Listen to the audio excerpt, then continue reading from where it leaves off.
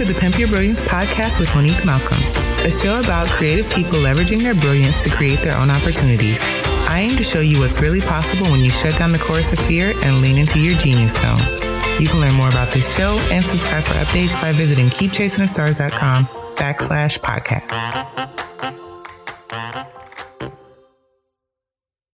Hey Star Chasers, this episode of Pimp Your Brilliance is brought to you by the Visionary Journal. The Visionary Journal is a goal-setting guide, mini vision board, and day planner. It provides a simple structure to help you break your goals into actionable steps that you can integrate into your daily life. For more information and to order your own copy of the Visionary Journal, visit keepchasingthestars.com/Visionary Journal. This is Minisode 17. For more information and for show notes, you can find them at keepchasingthestars.com/17. Hey Star Chasers, welcome to another Minisode, and today we're going to be talking about 5 ways to master your schedule. When I poll the Keep Chasing the Stars community about issues they're currently struggling with, overwhelmingly the answer is a lack of time. And I get it. Every single day there's just a lot of demands on our time and on what we should be doing and how to get more things done. And this is a huge problem. A lot of people go through their day-to-day feeling like they're not getting enough done and they're not being productive. But here's the thing. Without a plan in place guiding the use of your time, aka a schedule, it's ridiculously easy to get off track or invest in work that doesn't help you get stuff done. Let's think about it. Like our to-do lists are full of crazy little fires that need to be put out. So it's things that people have asked for, or it's stuff that you randomly remember that you didn't do, or it's like this uber important website update that you need to do, which is actually not all that important. You just made it a priority. So I totally get this feeling like you don't have enough time to get things done. So that's why in this episode, I'm sharing 5 ways to master your schedule and maximize your productivity. So the first thing is use the Eisenhower Matrix. I don't know if you're familiar with this or not, but the Eisenhower Matrix helps you prioritize tasks based on their importance and urgency. So this is a great way to sort and organize the tasks on your to-do list. And I suggest that you do this step first. So after you sat down and you have a list of things that you need to do and you're feeling overwhelmed about this long list and how you're going to cram it all in, I want you to apply the Eisenhower Matrix. The Eisenhower Matrix consists of 4 quadrants. Quadrant number 1 is important and urgent. So this is stuff that it needs to be done right away. There's no time to schedule it for a later date. This is like your number 1 priority stuff in quadrant 1. Quadrant number 2 is important but not urgent. So these are things that are important. They still need to be done, but they don't need to be done right this moment. So these are things that you're going to schedule. The timeline on this is less urgent, so there's ability for you to schedule this for later on in the week. Number 3 is not important and urgent. So these are tasks that you're going to consider delegating or figuring out how can you hand them off. How can you give somebody a resource? How can you get somebody else to take care of this so that you don't actually have to do them? And quadrant number 4 is not important and not urgent. So these are things you're just not going to do. Scratch those things off your list, free your mind from them, and don't even worry about it. For the most part, you want to be working from quadrants 1 and 2. Remember, quadrant 1 is stuff that you need to do first. These are things you need to do right now. They're your priority. Quadrant 2, you have a little bit of flexibility to schedule them out for a little bit later, but they still need to be done. Anything that's in quadrant 3 or 4, you need to figure out, can you delegate it or can you just take it off your list completely? So that's my suggestion, using the Eisenhower Matrix to help you organize the tasks on your to-do list to really figure out which of these things are priority and which of these things need to be eliminated. Number 2, the most important task method. So this is pretty straightforward, and you may do this already, but I want to point it out because it doesn't hurt. Now that you have your prioritized task list, so you applied the Eisenhower Matrix, you should use this to schedule your most important work first. It's that simple. So you're going to determine the top 1 to 3 tasks that are absolutely essential and focus on getting those things done every single day. So this is something I actually have in the Visionary Journal. So every week there's a fresh page or, a weekly schedule. And at the top of every single day, there's space for your top 3 things. So your top 3 things that you want to focus on every single day. The idea behind this is you want to prioritize your most important work first, assign that to your schedule and get that done first. Because a lot of times when we're working from to-do lists or we have these long lists of things that we're going to do, we pick the fun things first. We pick like the things that are easy first, but that leaves us feeling at the end of the week like, oh, I was busy and I did work all week, but nothing got done. So if you're working on the most important tasks, if you're focusing relentlessly on those things, you'll find over time that you feel more productive every day because you've knocked the big things off your list. You've knocked the things off your list that are going to help you make real progress and move you forward. So that's the idea behind the important task method. One thing to note, it doesn't have to be 3 tasks. That's why I said it can be 1 to 3. So if you are somebody who has a day job with a really busy work schedule, maybe you can only get 1 big task off of that list done every single day. That's what you focus on. You adjust that amount based on your schedule and your availability. Number 3, time blocking. I love time blocking, but not everybody does. So the idea behind time blocking is organizing your day in a series of time slots. So I like to organize my day based on about like 3 time blocks of 2 hours each. That doesn't include like time for breaks, but roughly it's working in like 2-hour stretches. So what you would do is I plan this out inside Google Calendar. So I already have things in there like my workout schedule or podcast interviews that I have to do. So that way I kind of know like how much uninterrupted blocks of time I have available on a day-to-day basis. And then I try to schedule things into those blocks. So I know if I have somebody that I'm interviewing for a podcast, that roughly takes 45 minutes to an hour. So if I can schedule that into a 2-hour time block, that second hour that I'm not actually interviewing somebody, I can use that to edit their show or edit a previous episode that I've done already. So that way I'm kind of working inside of the same type of project or the same type of task. But I like to block that off so that it doesn't chop up my day as much. Some people don't want to work like that, and that's fine.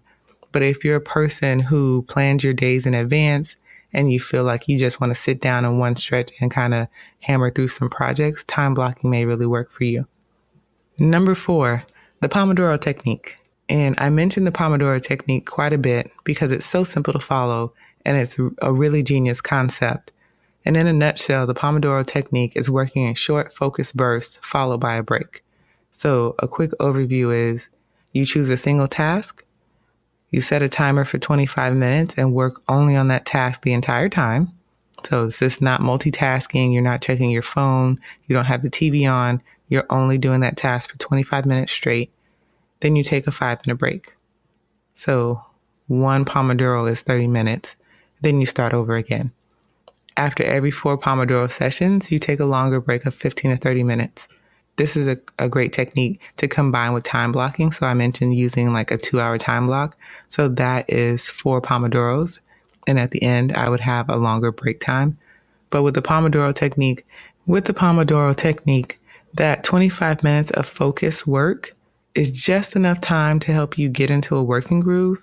And just as your attention span like starts to wane or you start to feel like, oh, I'm thirsty or something random pops up into your mind, the time is done and you have the opportunity to take a quick break, stretch your legs, get your water, and come back and do it again. So I love this method. It's really simple. It's straightforward.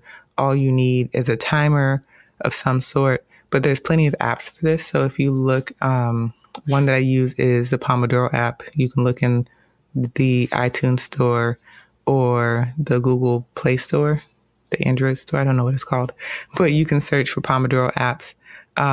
There's one online called Tomato Timer. So there's tons of apps available for this, but you don't even need an app. You can use the timer on your phone and set it for 25 minutes and then take that 5-minute break. So this is my favorite technique and one of my favorite tips for helping you maximize the time in your schedule. So if you only have an hour to work, you know you can fit in 2 Pomodoros, do it and knock that work out. My 5th way is to cut out distractions. And this is so simple, but we are not really good at eliminating distractions. And distractions are dream killers. So if you really want to master your schedule, you need to make the most out of the time that you're allotting to get your work done, which means you need to be ruthless about eliminating distractions. A few quick ways that you can do that effectively is number 1, turn off all your notifications. If you are on iOS, you can use Do Not Disturb on both your phone and your computer. If you're not on iOS, I don't know if there's an option for this on Android, but turn the phone off. Place your phone out of reach during your working hours. So fun fact, I bought a alarm clock a few months ago, and now I no longer keep my phone in my bedroom because I use the alarm clock and I leave my phone on my desk at night, which helps with me sleeping better and I'm not waking up in the middle of the night scrolling the internet, which is weird. But on the flip side of that, during the daytime, I put my phone in the room so that it's out of reach and I'm not tempted to check it. Also, if you're a person who is on iOS, turn off the messaging app on your computer, because I'm guilty of that, putting the phone away but leaving the messaging app on the computer. And that's not effective because I'm still checking text messages on the computer. So I have to turn that off as well. You can use internet blockers to curtail your temptation to surf the web. So two of my favorite ones are Freedom. Freedom is available, I believe, on Windows and iOS. And then there's the Self-Control app. I use that and it works on iOS. Another favorite is Block the News Feed on Facebook. I use a Google Chrome extension called Kill the News Feed, and that takes the news feed off of your computer, which makes Facebook a whole lot less interesting to scroll if there's no news feed to read. And then my final little hack is pause your inbox in Gmail and Outlook with Inbox Pause. So you can basically stop the flow of emails coming into your inbox. One, this can help with the temptation to check your email all the time if there's not going to be any new emails in there. Two, it can help you just contain the flow of your email. If you're somebody who constantly feels overwhelmed by the number of messages in your inbox, you can pause it and, go through a certain amount of emails without new ones coming in. So these are all ways to cut out distractions and kind of eliminate them to keep you on track. So those are my 5 ways. Number 1, use the Eisenhower Matrix. 2, use the most important task method. So doing the most important work first. Time blocking. So blocking out time slots in your day. The Pomodoro Technique, 25 minutes of focused work, 5-minute break. And then finally, cutting out the distractions. And I gave you a list of apps that you can try for that. So I will have all of those listed in the show notes. So definitely check those out if you're interested in any of those apps. And I hope these methods work for you. The big thing that I want to point out that sometimes we overlook is the need for a schedule. When we work our day jobs or we work for ourselves, a lot of times we have things that constrain the day. So for me, it's having to drop my son off to school and pick him up from school. So these kind of box in my day, and I know how many hours of uninterrupted work I have. If you have a 9 to 5, then from 9 to 5, without your breaks, those are your hours of work. But we don't actually plan for how we're going to spend those hours of work. We just know I have a 6-hour stretch and here's 7 things that I want to get done today. But that's least effective. You need to think like I have a 6-hour stretch. That's 3 2-hour time slots or 2 3-hour time slots or however many Pomodoros that would be. What is that? Like 12 Pomodoros. You need to figure out like, what are you actually going to get done in that time and create a schedule for that. So, if you know that you have a 9 to 5, maybe from 9 to 11, you're cleaning out your email inbox and making notes for today's upcoming team meeting. Like you need to have a plan of what you're going to do at that time. Just sitting down and saying, oh, I'm going to get to work. That's not effective. That's not going to help you stay on top of your priorities. That's not going to help you make real progress. So I hope you'll apply some of these techniques and let me know how they work. You can always hit me up on Twitter or Instagram at StarChasersOnly or email me hello@keepchasingthestars.com. And that's it for this week's episode. Thanks so much for listening. If you love the show, make sure you grab the Be Brilliant guide where I share the keys to success from my most popular guests. Download it at keepchasingthestars.com/brilliant. Now go out there and pimp your brilliance.